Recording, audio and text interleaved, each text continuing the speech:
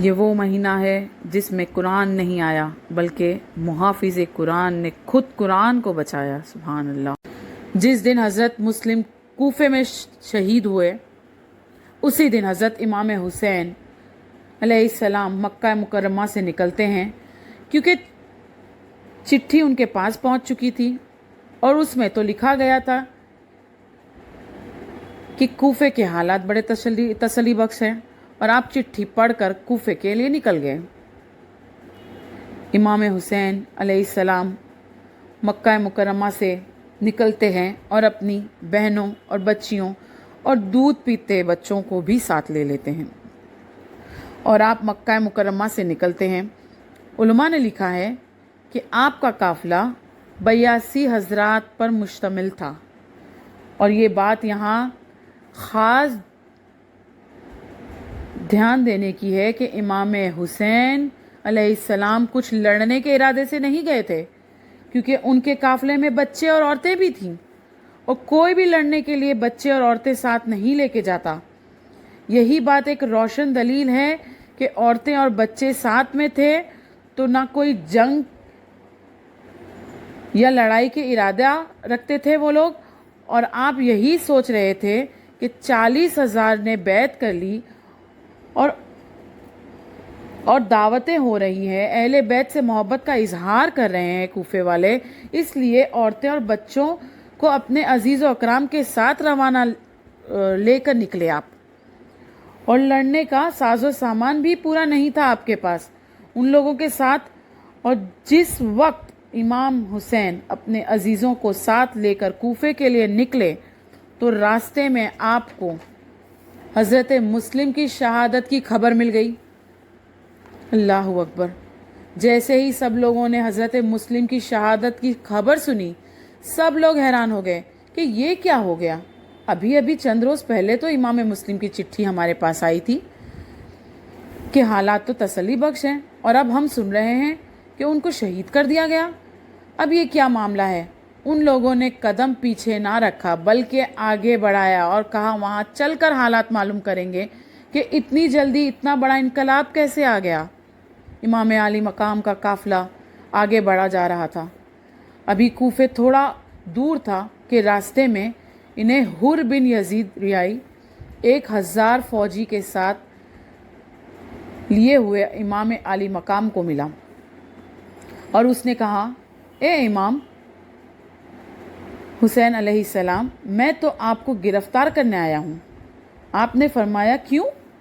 اس نے کہا، یہ تو میں جانتا نہیں، بس ابن زیاد گورنر کوفہ کا حکم ہے کہ آپ جہاں بھی ملے آپ کو گرفتار کر لیا جائے اور اس کے پاس پہنچا دیا جائے۔ امام حسین نے فرمایا، ہمارا کوئی قصور تو بتاؤ۔ اس نے کہا، قصور یہ ہے کہ آپ نے یزید کے خلاف بغاوت کی اور یزید کے خلاف یہاں محاذ قائم کیا اور لوگوں سے بیعت لی۔ آپ نے فرمایا، نہ ہم نے کوئی محاذ قائم کی ہے اور نہ ہی ہم کوئی اقتدار کی ہوس میں رکھتے ہیں، اور نہ ہی ہمیں تخت و تاج چاہیے، بلکہ بات یہ ہے کہ اہل کوفہ نے ہمارے پاس چٹھیاں بھیجی ہیں۔ یہ دیکھو ان کی چٹھیاں، اور اس قسم کے مضامین لکھے ہیں کہ ہم فوری طور پر آنے کے لیے مجبور ہو گئے۔ بلکہ ایک روایت میں یوں بھی کہا گیا ہے کہ تھیلے بھر بھر کر چٹھیاں بھیجی گئی تھی امام حسین رضی اللہ تعالیٰ عنہ کے پاس، اور انہوں نے وہ چٹھیوں کو اونڈھیلا، تھیلوں میں سے نکالا۔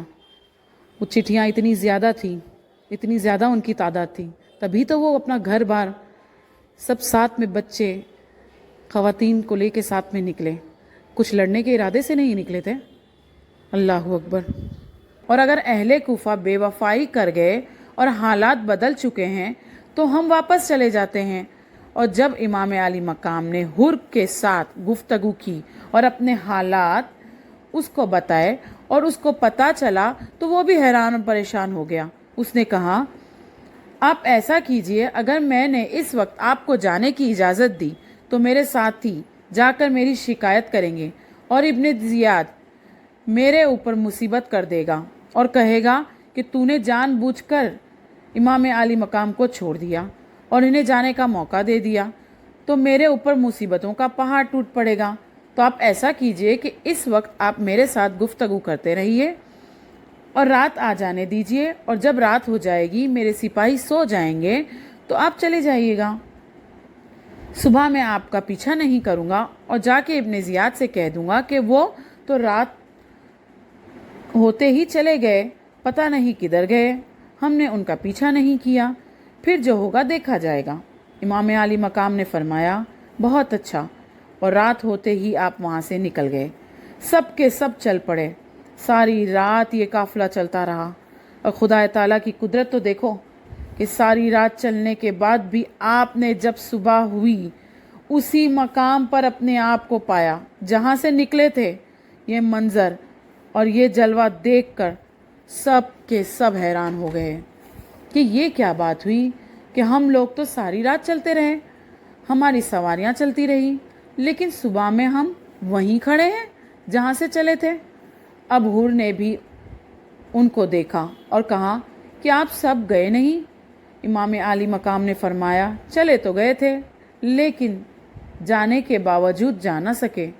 उसने कहा, चलो कोई बात नहीं, आज रात आप चले जाना और आज पूरे दिन मुझसे यूं ही मिलते रहना और रात होते ही चले जाना, और मैं अपने सिपाहियों से कह दूंगा कि अभी तक हमारे दरमियान कोई फैसला नहीं हुआ है और बातचीत चालू है।